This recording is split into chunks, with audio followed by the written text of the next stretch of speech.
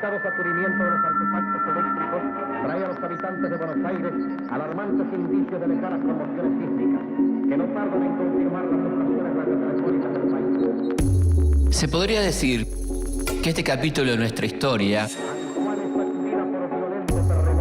comienza con un terremoto Noticias del desastre cruzan el territorio argentino y termina con un bombardeo.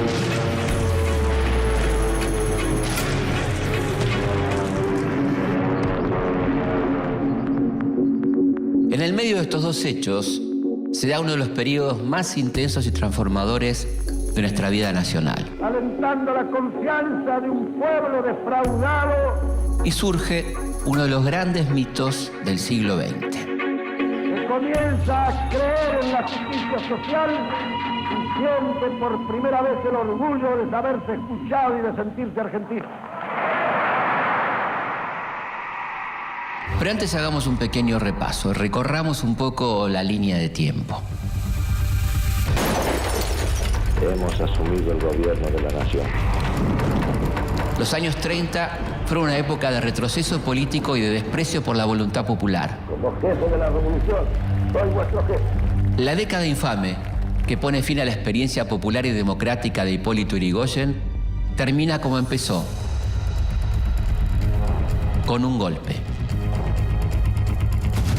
El ejército se ha visto precisado al alzarse a la calle por la falta de respeto a las instituciones.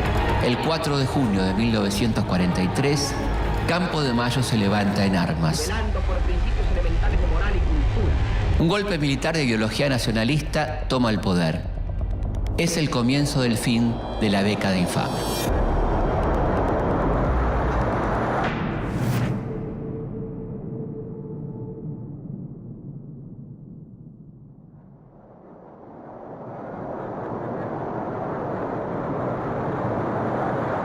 Dentro del frigorífico son varios los que se dedican a la elaboración de conservas de carne, siendo todas ellas aptas para el tráfico internacional por las especiales características de seguridad de esta conservación que ofrecen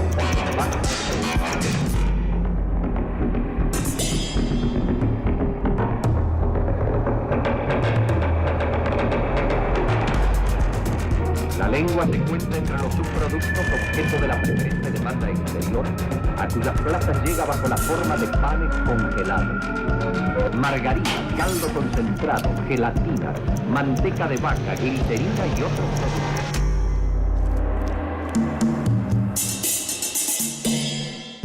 En 1929, una gran crisis sacude al sistema capitalista, lo que provoca una caída de nuestras exportaciones y como consecuencia, en Argentina no entran las divisas suficientes para importar productos extranjeros. Ante esta necesidad, se pone en marcha un plan de sustitución de importaciones, es decir, Argentina comienza a fabricar los productos que no puede comprar a los países industriales. Se puede decir que este es el despegue de la industria nacional.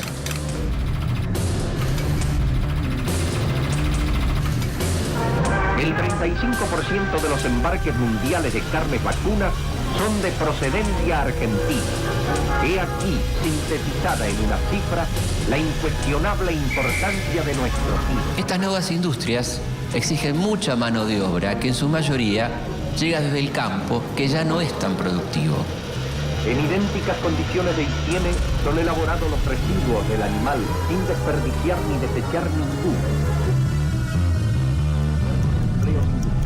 Chicharrones, garras, sangre seca, ceniza de hueso, huesos, pezuñas, cebo y tripa salada, sangre seca, sangre seca, sangre seca, sangre seca.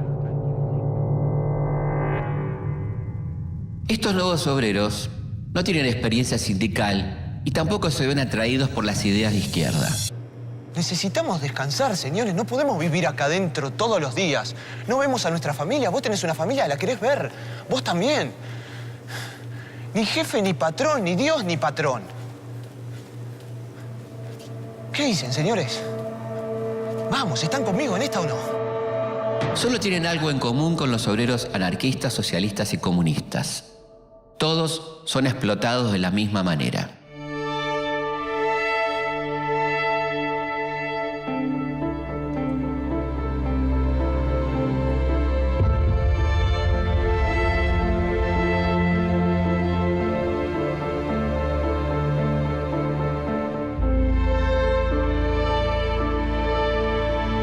Los nuevos obreros de las provincias se instalan en los suburbios, cerca de las fábricas, donde viven en condiciones realmente muy precarias.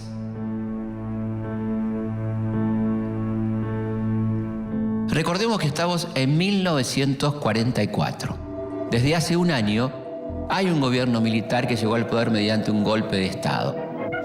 En una mañana neblinosa, tal como hace un año, celebra el país el primer aniversario de la revolución del 4 de junio.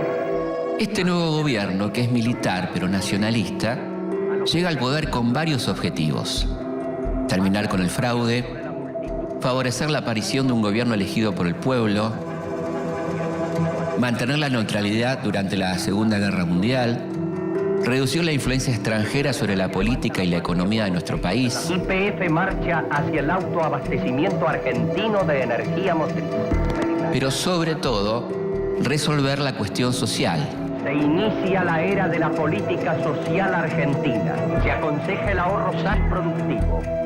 Detrás de este gobierno hay una logia militar secreta que tiene una sigla misteriosa: el GOU, Grupo de Oficiales Unidos. El público observa los tanques y el avión de la serie DL, construidos totalmente por nuestro ejército. Orgullo de la industria que se asoma al mundo con bautismo de paz. Para los oficiales del GOU, las masas obreras no pueden seguir siendo explotadas ni marginadas políticamente, porque de lo contrario pueden ser captadas por el comunismo. Argentina no puede ni debe penetrar el comunismo. Toda medida de represión siempre justificada frente a los intentos disolventes de los principios de religión, de familia y de patria en la fraternal y progresista sociedad argentina. En el gobierno de la Revolución del 43, cuyos presidentes en general Pedro Pablo Ramírez, hay varios miembros del GOU, entre ellos el vicepresidente Edelmiro Julián Farrell y un coronel que desde su cargo en el Ministerio de Guerra cada vez comienza a tener mayor protagonismo. Muchos dicen que es el verdadero ideólogo del GOU. Juan Domingo Perón asoma a la luz pública cuando orilla los 50 años. Perón nace en Lobos, provincia de Buenos Aires, pero pasa parte de su infancia en la Patagonia, donde las adversidades del clima y la soledad del paisaje forjan su carácter. A los 13 años ingresa al Colegio Militar de la Nación. Allí, entre la disciplina del cuartel y los libros de estrategia militar, encuentra su vocación. Aficionado a los deportes y experto esgrimista, para 1944 ya lleva más de 5 años viudo y no tiene hijos. Unos meses después, es nombrado a cargo del Departamento Nacional del Trabajo, al que transforma en Secretaría de Trabajo y Previsión. Ahora sí, el terremoto.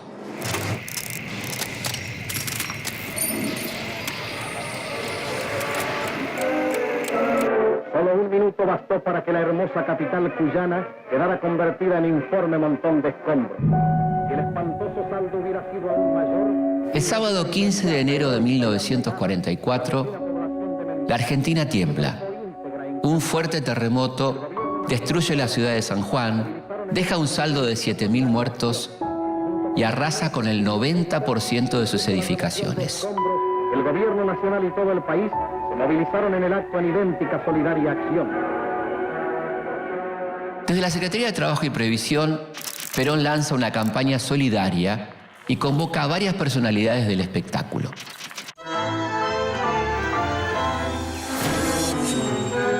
La noche del 22 de enero, durante un festival en el Luna Park, Perón debía condecorar a las figuras que más fondos habían juntado en las distintas colectas.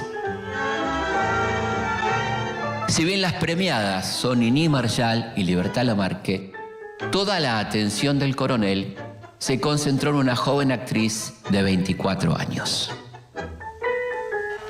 Embrujo sin perdones este amor, tu amor, del que no puedo libertarme. Qué fuerza loca y cruel me empuja vos sin ver que ya jamás podré salvarme. Qué magia hay en tu boca, roja como una maldición, que me embruja y me quema, sabiendo que no es mío tu corazón. María Eva Duarte nace el 7 de mayo de 1919 en la localidad de Los Toldos. Cuando tiene 8 años, su padre muere en un accidente de tránsito. Su madre, que no era la esposa legítima, no recibe herencia y queda sola a cargo de 5 hijos. La infancia de Evita transcurre entre grandes privaciones hasta que a los 15 años llega a Buenos Aires con el sueño de ser actriz.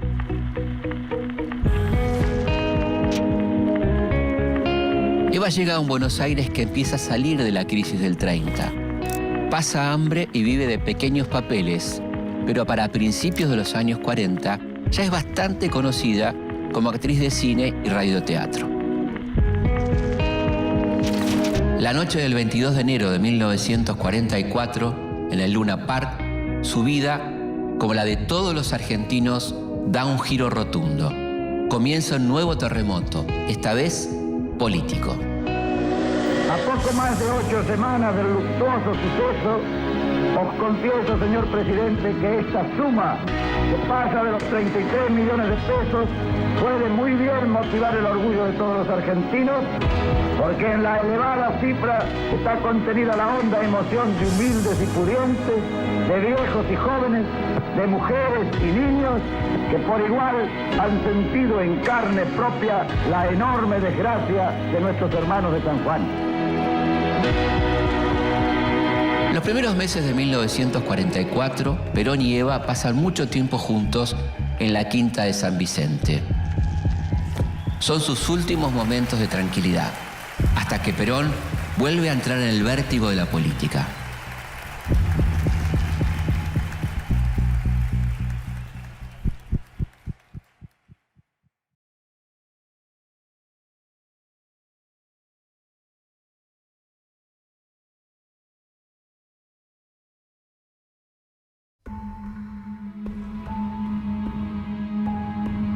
No vinimos acá para ser esclavos. Vinimos acá para progresar, para crecer junto a nuestras familias. A ver, la fuerza está en nosotros, tiene que salir de nosotros, compañeros, de la conciencia de los trabajadores. Si nosotros no son nada, si nosotros no son nada, somos la mano de obra. Vamos a despertarnos de una vez por todas. Somos esclavos. Mírate, negro. Míralo a él. Mírame a mí. ¿Así quieren vivir el resto de sus vidas?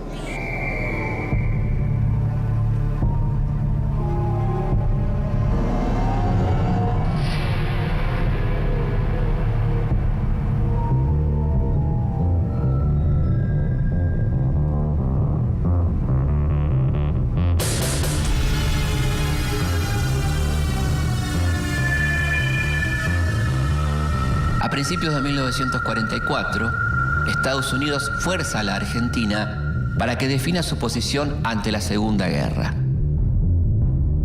El presidente Pedro Pablo Ramírez cede ante las presiones y rompe relaciones con Alemania y Japón. Esta medida contradice los objetivos del GO, que lo desplaza de la presidencia. Invoco, para el logro integral de nuestros patrióticos afanes, las bendiciones del Altísimo, fuente suprema de belleza y de bien. Nada más. En su lugar asume Edelmiro Julián Farrell, lo que ubica a Perón aún más cerca del poder. ¡Viva la paz!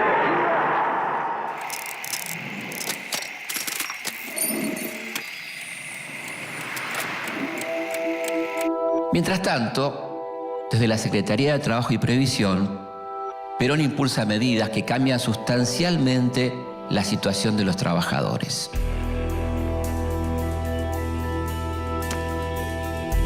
Ahora, los obreros tienen derecho a indemnización por despido, vacaciones pagas, aguinaldo y jubilación. Se firman numerosos convenios colectivos de trabajo, se fundan escuelas de capacitación profesional. Pero uno de los logros más importantes es el Estatuto de Peón, que protege al trabajador rural. Un tipo de trabajo que nunca estuvo legislado. Estas medidas no hacen más que aumentar la popularidad del coronel Perón, que a esta altura tiene peso político propio. Jura el nuevo vicepresidente sobre los santos evangelios y luego recibe el emocionado abrazo del presidente de la República y las efusivas expresiones... En 1944 llega a ocupar 3 cargos: ministro de Guerra, secretario de Trabajo y Previsión y vicepresidente de la Nación. Mientras tanto, en la Plaza de Mayo, congregada por la simpatía que despierta en las masas populares el coronel Perón, se ha formado una imponente manifestación. Pero así como cosecha seguidores, también se hace de muchos enemigos, sobre todo los sectores que se ven perjudicados por sus políticas sociales, que van a hacer todo lo posible por evitar su ascenso. Para octubre de 1945, Perón cuenta con el apoyo de los trabajadores, pero al mismo tiempo concentra la mayor parte de las críticas de la oposición, que lo acusan de nazi-fascista por su neutralidad ante la guerra. Incluso hay quienes lo tildan de comunista por su política de acercamiento a los obreros. Dentro del ejército, el principal opositor a la figura de Perón es el jefe de la guarnición de Campo de Mayo, el general Eduardo Ábalos. Además de militar, Ábalos es un hombre del radicalismo cordobés y sueña con ser el próximo presidente constitucional de la Argentina. El 9 de octubre, Ábalos se reúne con Farrell y llegan a un acuerdo. Le piden a Perón que renuncie a todos sus cargos. Sorpresivamente, Perón acepta.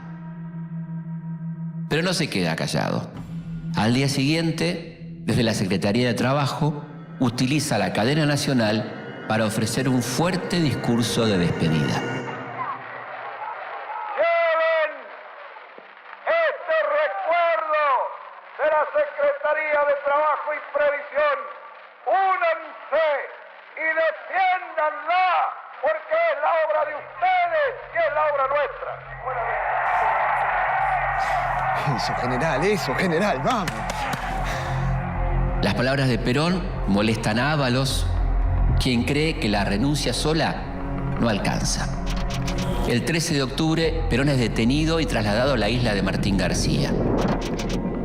Mi adorable tesoro, desde casa me trajeron aquí a Martín García y no sé por qué estoy aquí ni me dicen nada.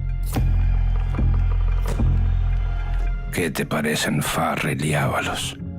Qué par de bastardos hacer esto con su amigo. Así es la vida. Lo primero que hice al llegar fue escribirte. No pierdas los nervios, ni descuides tu salud en mi ausencia hasta que vuelva.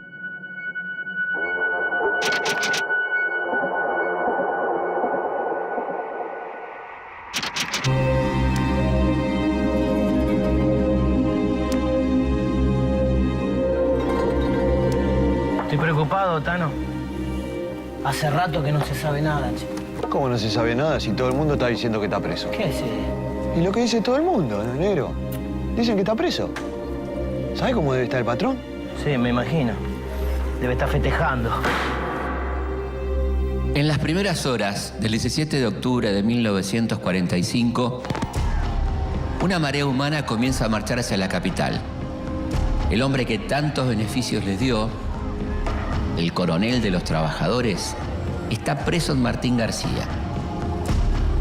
Desde las primeras horas de la mañana llegan al centro grupos diversos y tienen todos un solo rumbo, la Plaza de Mayo. Son miles y miles de trabajadores de las fábricas y frigoríficos del Gerli, Avellaneda, Ensenada y Berisso. En Avellaneda, la policía intenta levantar el puente que une el sur con la capital y esto no impide que muchos crucen el riachuelo a nado o en bote. Hora a hora va haciéndose más densa la multitud que deja advertir sus propósitos de no abandonar el terreno hasta que sus pedidos sean escuchados. Por primera vez, la elegante Buenos Aires, tan orgullosamente blanca y europea, ve desfilar a una enorme caravana de rostros obreros. Eran el rostro de la nueva política. Comenzaba uno de los días claves del siglo XX.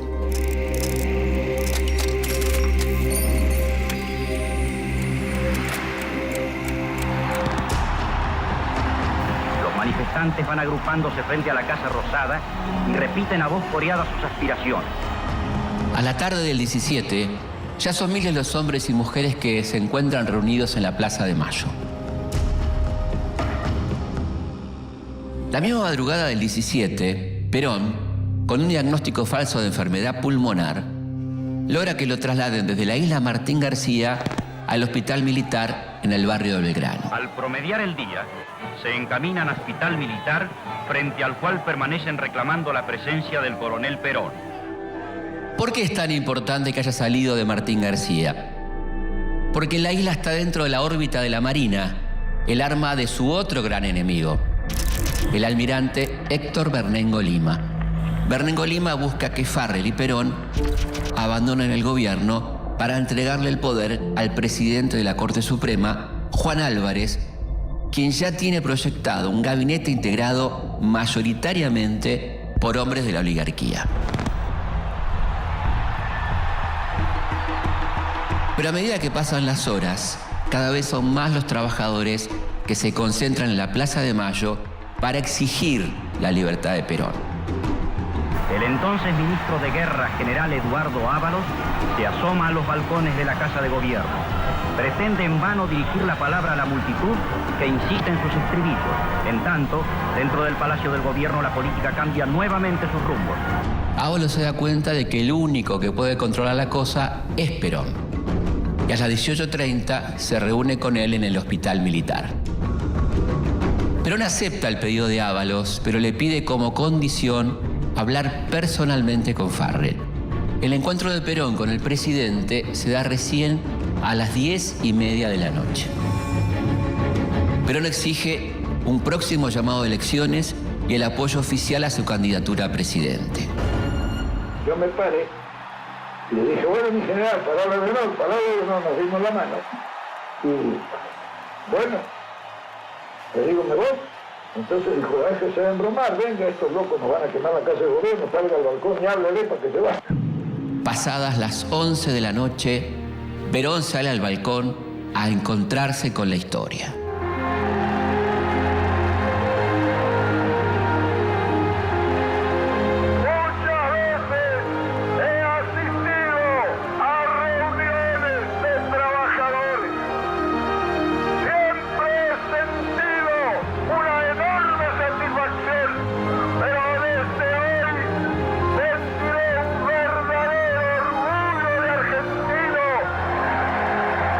El 17 de octubre de 1945 pasa a la historia como la consagración de Perón como líder popular.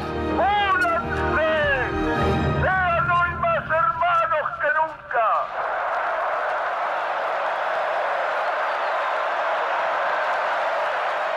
Si bien cuenta con el apoyo incondicional de gran parte de los trabajadores, no tiene armado un partido político que le permita presentarse a las elecciones. Es por eso que comienza a buscar adhesiones en otros sectores que simpatizan con su política social, como por ejemplo el radicalismo de tradición irigoyenista, que le garantiza una estructura de comités en todo el país, y el Partido Laborista, que es la representación política de este nuevo movimiento obrero que lo acompaña. Que en esta definitiva etapa del proceso revolucionario, la nación misma, convocada para comicios, ejercitando con libertad y responsabilidad el más alto derecho que existe en un régimen democrático, designará sus gobernantes, a quienes tocará complementar la obra de la revolución. La candidatura de Perón también recibe el apoyo del ejército y de la iglesia. Mientras tanto, sus opositores se agrupan en una coalición, la Unión Democrática. Contra la tiranía, por la libertad, por la democracia y por la verdad del sufragio universal. Bajo el paraguas de la Unión Democrática se agrupan partidos tradicionales como la Unión Cívica Radical, el Demócrata Progresista y también los partidos comunista y socialista. Sus candidatos son los radicales José Tamborini y Enrique Mosca. Las instituciones armadas han comprometido su honor en lograr la restauración institucional. Si el ejército advirtiera con cuánta ansiedad el pueblo argentino espera que la tarea sea cumplida para tributarle su aplauso, comprendería que el destino le ha deparado la más alta misión que pudiera realizar en tiempos de paz con la grandeza moral de la República. Inmediatamente la Unión Democrática recibe el apoyo ferviente de una figura de peso, el embajador de los Estados Unidos.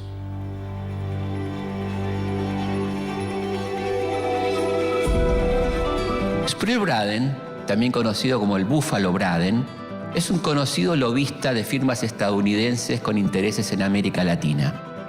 En 1945 llega a Argentina como embajador, decidido a hacer cualquier cosa para garantizar la hegemonía norteamericana en nuestro país y asegurarse el control de todos los negocios que traerá la posguerra.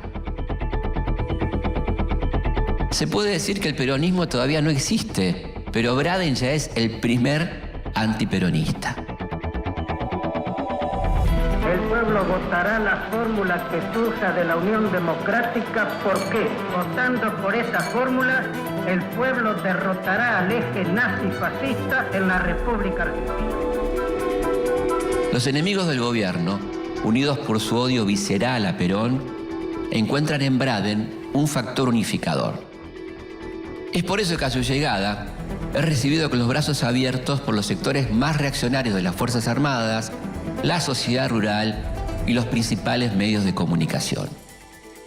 Incluso los socialistas, los comunistas y los estudiantes universitarios ven con buenos ojos la llegada del embajador norteamericano.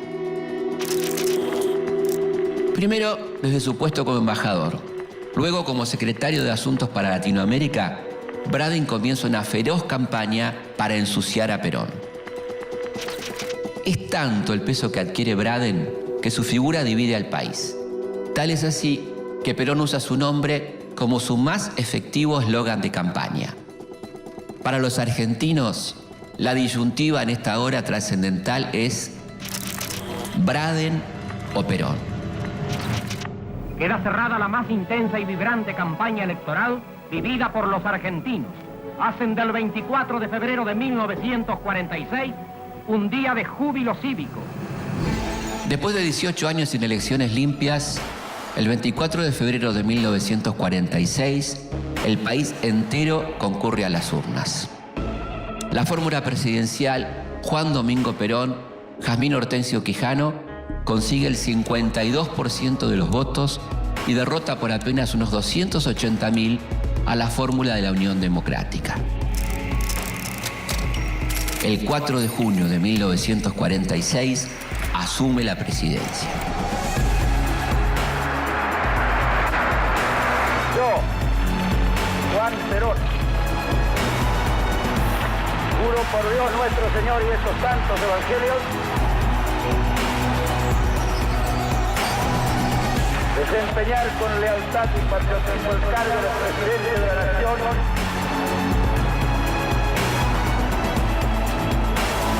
y observar y hacer observar fielmente la Constitución de la Nación Argentina.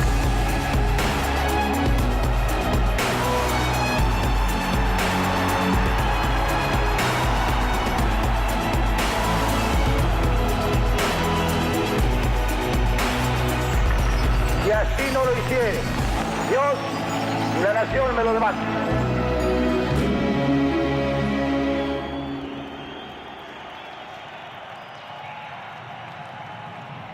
El programa de Perón ahora ascendido a teniente general, se basa en la idea de una alianza de clases. Un acuerdo entre el capital y el trabajo, garantizado por el poder del Estado. Y que todos podamos continuar esta cruzada sin que ninguna de las fuerzas se disocien para ser más fuertes, para servir a la patria y para sacrificarnos si es preciso el día que llegue la necesidad. Argentina, en 1946, atraviesa una situación económica favorable, lo que hace que el plan de Perón dé buenos resultados rápidamente. Es en este marco favorable que el nuevo gobierno lanza su primer plan económico, el Plan Quinquenal. El presidente de la República, general Juan Perón, se apresta a dar al país uno de los mensajes más trascendentales de su vida de nación organizada. La puesta en marcha del Plan Quinquenal, proyecto en el que se expone una nueva estructuración de nuestro sistema económico y social. Este plan se cumplirá en el 100%, dice el presidente. Si no nos alcanza el día, trabajaremos de noche. El Plan Quinquenal se propone cambiar el perfil económico de la Argentina, pasar de un modelo exclusivamente agroexportador a una economía de base industrial. Para eso, es vital expandir el mercado interno, incorporando al consumo a los sectores populares. En la política económica de Perón hay una institución que cumple un rol fundamental, el IAPI, Instituto Argentino de Promoción e Intercambio, que transfiere parte de las enormes ganancias del campo al desarrollo de la industria nacional. Extranjeros eran los teléfonos, extranjeros eran los ferrocarriles, extranjeros eran los barcos, extranjeros eran los elevadores de granos. Todos se lanzaban vorazmente sobre el trabajador. En estos primeros años de gobierno se nacionaliza el Banco Central, los servicios telefónicos, el gas, las usinas eléctricas, los ferrocarriles y los puertos. Y se realiza una gran cantidad de obras públicas destinadas a proveer de energía a una industria que ahora construye aviones, autos y locomotoras. Durante el primer gobierno peronista se construyen en el país 217.000 viviendas destinadas a familias obreras. Se inauguran 8.000 escuelas. Con el auspicio de la Fundación Eva Perón se levantan 4.300 centros de salud. Se contempla con verdadero amor el problema del humilde, hasta hace poco desheredado social. La esposa del primer magistrado, Eva Perón, se entrega con vehemente dedicación a la obra humanitaria y dignificadora.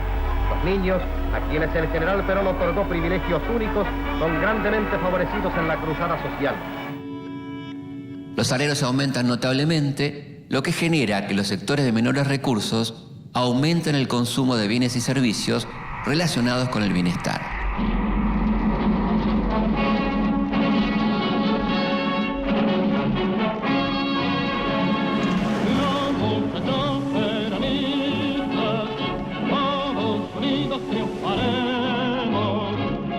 Los sindicatos quintuplican el número de afiliados y construyen sus propios policlínicos, hoteles y colonias de vacaciones, mientras que el Estado garantiza el acceso a la educación, la salud, la vivienda, el sistema previsional de los sectores de menores recursos. Estas cifras alentadoras hacen cada vez más popular a Perón entre los trabajadores, que comienzan a ver al presidente también como un gran líder político.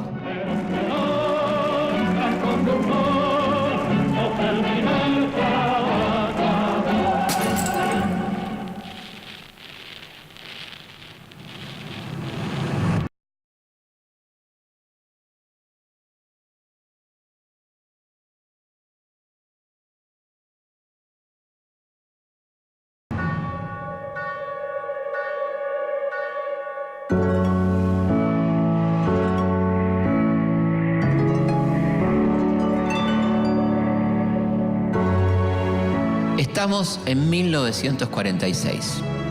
Eva Duarte tiene 27 años y ya es primera dama.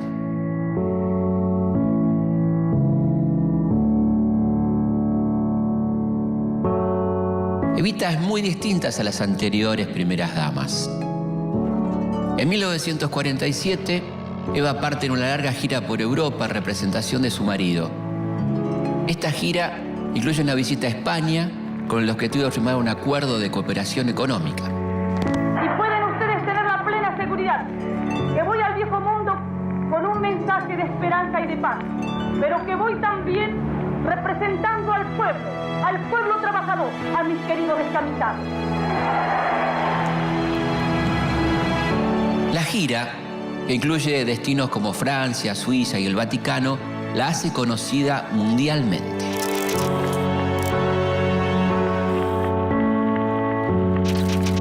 El éxito del viaje le da confianza en sí misma. Por eso cuando vuelve da un drástico giro en su rol de primera dama.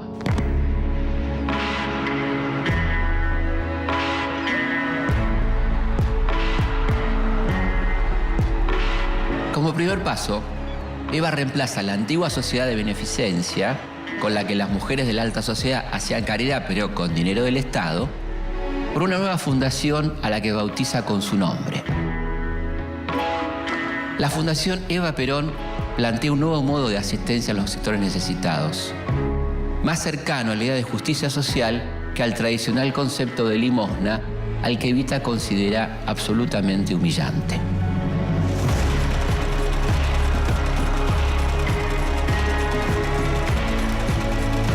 La Fundación construye viviendas obreras, policlínicos y hogares de tránsito para las familias más carenciadas. Se estimulan las inclinaciones vocacionales de la juventud en los oficios o manualidades de su preferencia.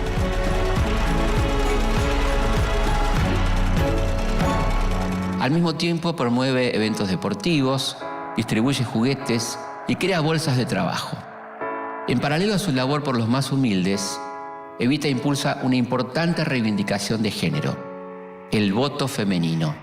¿Quiere decir entonces que nosotras también decidiremos? Sí, ustedes ahora también decidirán quiénes serán los más capaces de llevar a la Argentina a los grandes destinos que tiene asignados. Pero para nosotras es mucha responsabilidad. Ese es el gran honor que se nos ha dispensado gracias a la lucha de Eva Perón. Reconocer que nosotras, las mujeres argentinas, merecemos la enorme responsabilidad de decidir también el destino de la patria. La lucha por el voto femenino no es algo nuevo. Desde hace 5 décadas es llevada adelante por las agrupaciones socialistas y feministas. Incluso en 1927, en la provincia de San Juan, las mujeres pudieron votar. El gobierno presenta a Evita como la principal impulsora de esta causa, lo que genera un gran malestar entre muchas mujeres feministas. Pero a pesar de las críticas, la iniciativa llega al Congreso y para el año 1947, la ley de sufragio femenino es una realidad.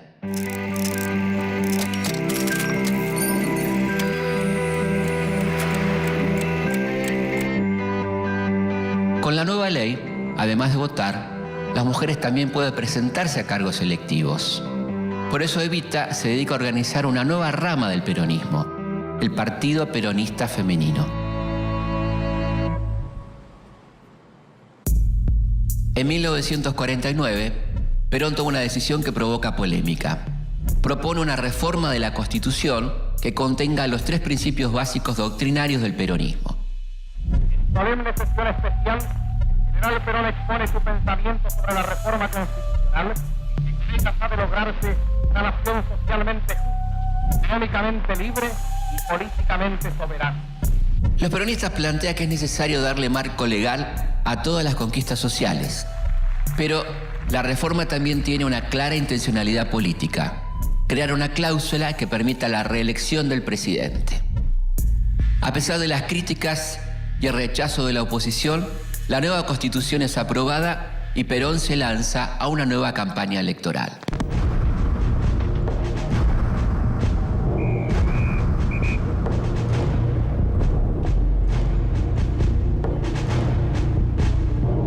Pero para 1949, las cosas comienzan a cambiar. La economía entra en una fase de estancamiento, la inflación aumenta y los ingresos de divisas disminuyen. Esta crisis es provocada en parte por un plan impulsado por los Estados Unidos. El Plan Marshall es un plan ideado con el propósito de reconstruir Europa luego de la guerra, pero su verdadera intención es frenar el avance del comunismo. Por medio de este plan, el gobierno norteamericano compra alimentos en su país para luego donarlo a sus aliados europeos, lo que provoca el derrumbe de los precios internacionales. A este plan se suma un deliberado boicot a los productos argentinos. Como si todo esto fuera poco, 2 años de terribles sequías arruinan los cultivos y matan al ganado. Por otro lado, se da un fenómeno inflacionario muy particular. De 1946 a 1949, creció tanto el poder adquisitivo de los trabajadores y fueron tantos los argentinos que el peronismo integró al consumo, que los empresarios y comerciantes, en lugar de producir más para satisfacer la demanda, aumentaron de manera exagerada los precios y la inflación se disparó a límites poco acostumbrados. Comienza la década del 50 y se acercan las nuevas elecciones. La gran pregunta es, ¿quién va a acompañar a Perón en la fórmula presidencial?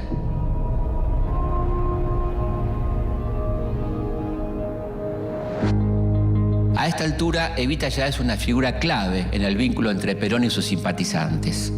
Por otro lado, es la enemiga declarada de las clases altas y del sector más reaccionario de las Fuerzas Armadas. En 1950, Evita tiene 31 años y buena salud. Pero una mañana de verano, durante la inauguración de un local sindical, sufre un desmayo. Al principio, todos creen que se trata de una apendicitis. El diagnóstico final se va a tener recién el año siguiente. Evita padece cáncer de útero. A pesar de su enfermedad y de las presiones de los sectores oligárquicos, eclesiásticos y castrenses, que no la quieren como candidata a vicepresidenta, a mediados de 1951, la idea de una fórmula Perón-Eva Perón sigue adelante con el apoyo de la CGT y del Partido Peronista Femenino.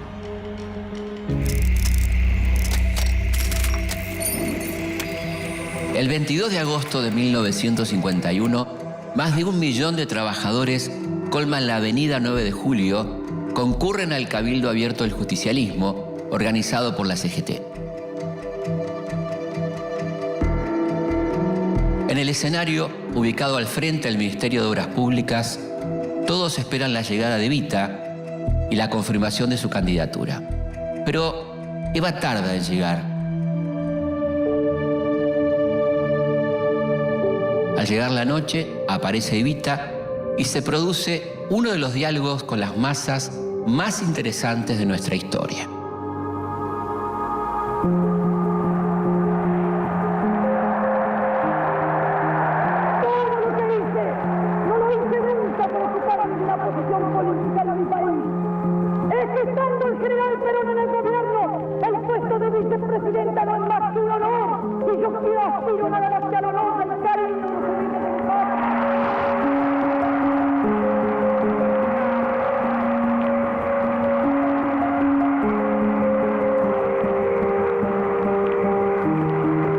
Los trabajadores no pueden aceptar que Evita no sea candidata.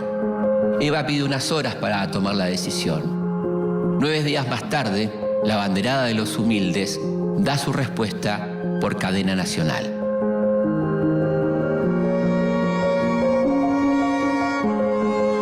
Habla doña Eva Perón. Compañeros, quiero comunicar al pueblo argentino mi decisión irrevocable y definitiva de renunciar al honor con que los trabajadores del pueblo de mi patria quisieron honrarme en el histórico Cabildo Abierto del 22 de agosto. Declaro que esta determinación surge de lo más íntimo de mi conciencia y por eso es totalmente libre y tiene toda la fuerza de mi voluntad definitiva. El renunciamiento histórico de Eva Perón no logra calmar del todo al malestar en el ejército. A fines de septiembre de 1951, el general de caballería Benjamín Menéndez intenta dar un golpe de Estado. Pero la falta de apoyo dentro de la fuerza y la mala planificación hace que el intento fracase.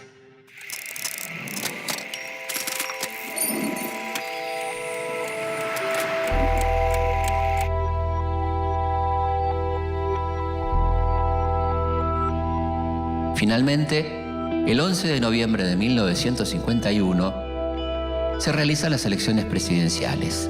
Las mujeres votan por primera vez y la fórmula Perón-Quijano triunfa con un 62% de los votos. Ese día, Eva Perón vota por primera y última vez desde la cama de un hospital.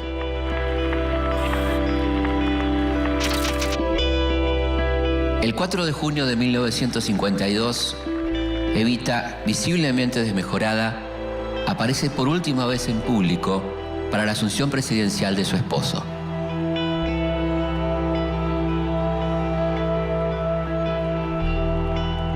A partir de ese momento, desaparece de la vida pública.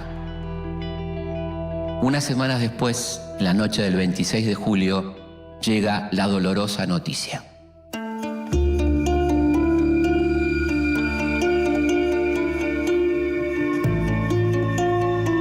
Subsecretaría de Informaciones de la Presidencia de la Nación el penosísimo deber de informar al pueblo de la República que a las 20:25 horas ha fallecido la señora Eva Perón, jefa espiritual de la nación.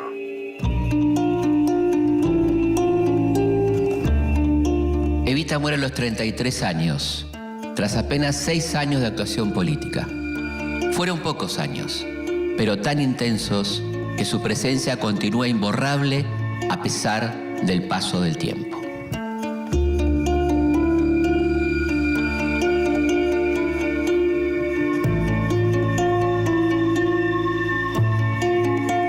Que de mí se diga cuando se escriba el capítulo maravilloso que la historia seguramente dedicará a Perón, que hubo al lado de Perón una mujer y que a esta mujer el pueblo la llamaba cariñosamente Evita.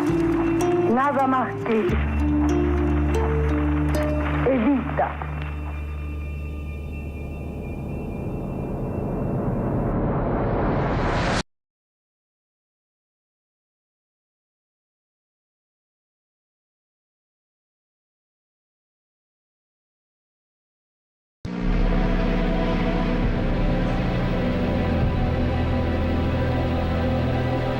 La muerte de Evita desencadena un duelo popular inédito en nuestra historia y al mismo tiempo festejos de quienes se alegran con la noticia. Los restos de la señora Eva Perón serán conducidos mañana, en horas de la mañana, al Ministerio de Trabajo y Previsión, donde se instalará la capilla ardiente. Dentro de la oposición, cada vez más hostil al gobierno, se encuentra la sociedad rural, la Unión Industrial, la Marina, algunos sectores del Ejército y la Fuerza Aérea.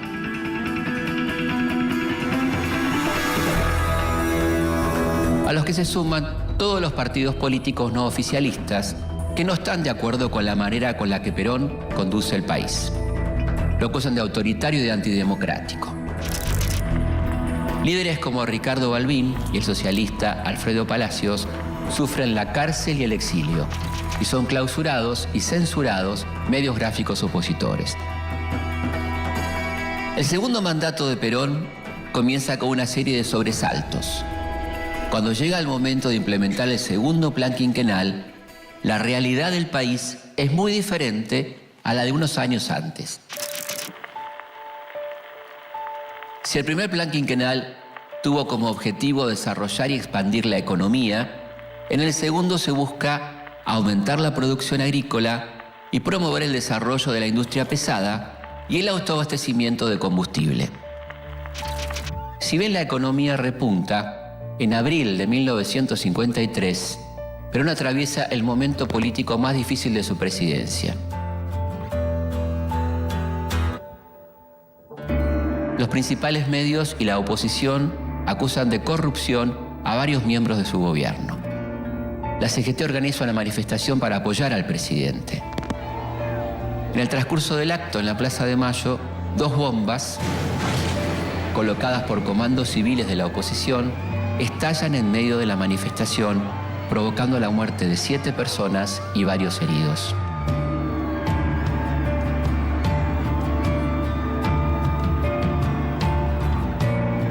Esa misma noche, grupos de militantes peronistas toman represalias por las bombas e incendian los principales locales de la oposición. El conflicto entre Perón y sus opositores se agudiza. Para descomprimir la situación, el gobierno dicta una amnistía y libera a 4.000 presos políticos. Pero ya es demasiado tarde. La relación de Perón con la Iglesia Católica ya no es tan cordial como durante el primer gobierno. La exaltación casi religiosa de la figura de Eva Perón y su proclamación pública como jefa espiritual de la nación causan un profundo rechazo en los sectores más conservadores de la curia. La crisis se intensifica cuando el presidente lanza una serie de medidas que afectan los intereses del episcopado. Suprime la enseñanza religiosa obligatoria, promulga la ley de divorcio vincular y aprueba un proyecto de reforma de la Constitución para separar la Iglesia del Estado. El conflicto no tarda en estallar. A pesar de haber sido prohibida por Perón, el 11 de junio se realiza la tradicional procesión de Corpus Christi. Todas las fuerzas opositoras al gobierno salen a la calle en solidaridad con la Iglesia Católica, incluidas aquellas históricamente anticlericales, como por ejemplo el socialismo o el comunismo. 5 días más tarde comienza uno de los días más negros de la historia argentina.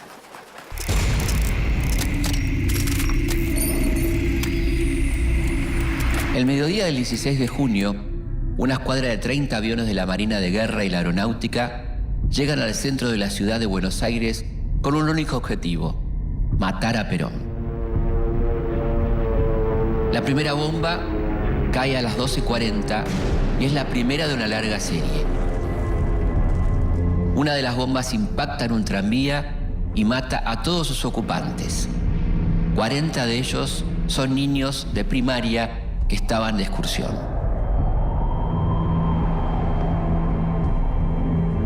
Esa mañana, Perón había llegado bien temprano a la Casa Rosada, dispuesto a trabajar como en un día normal.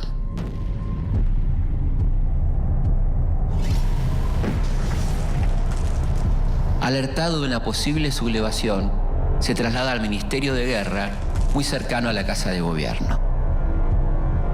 Desde allí, Perón organiza la resistencia con el apoyo de los oficiales leales.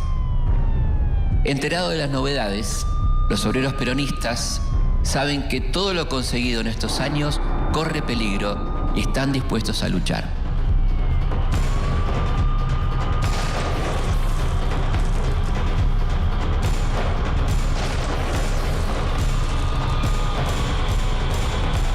Perón intenta detener la movilización obrera. Valora la entrega de los trabajadores, pero no quiere que haya más víctimas.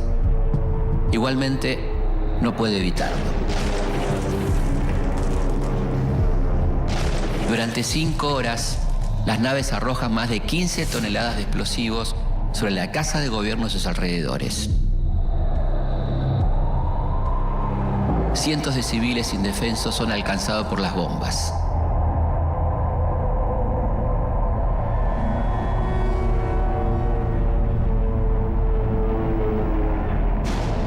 A las 4 de la tarde, los aviones arrojan sus últimas bombas y escapan a Montevideo.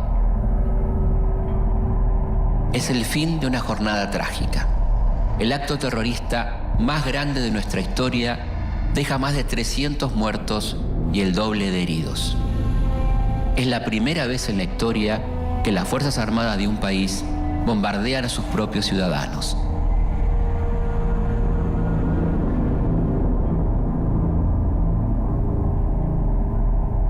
Pocos días después del bombardeo, el presidente intenta una pacificación, pero estos deciden aumentar la presión.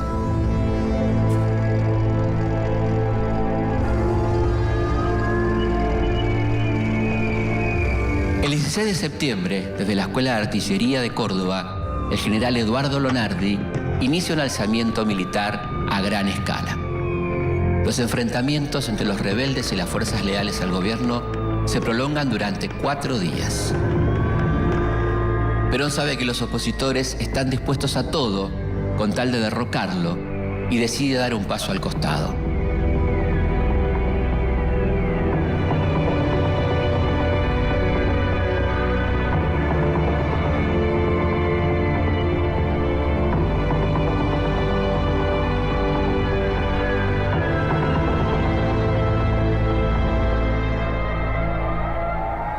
El 20 de septiembre de 1955, a las 2 de la madrugada, abandona el gobierno y se refugia en la cañonera paraguaya Humaitá.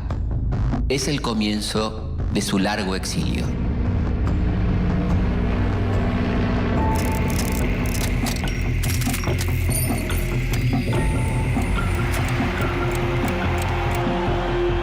Tres días más tarde, Lonardi y el contraalmirante Isaac Rojas juran como presidente y vicepresidente provisionales. La ceremonia, sencilla y plena de emoción, Un nuevo golpe de Estado usurpa el poder y pone fin a 9 años de gobierno peronista.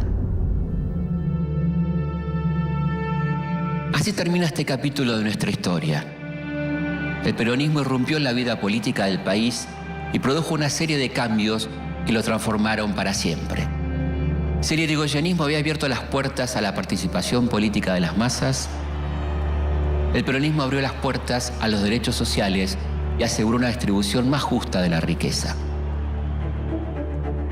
Una vez derrocado, los enemigos de Perón harán todo lo posible por volver atrás esas reformas. En todos estos años, el nombre de Perón y el de Evita sonarán como una maldición para sus enemigos que intentarán borrarlo a toda costa de la historia. Y como un grito de lucha para el sector trabajador, que es el que sostendrá sus banderas durante los largos años de proscripción que sufrirá el partido. A pesar de tener totalmente prohibido su regreso al país, Perón seguirá siendo el gran protagonista de los próximos años de la historia argentina.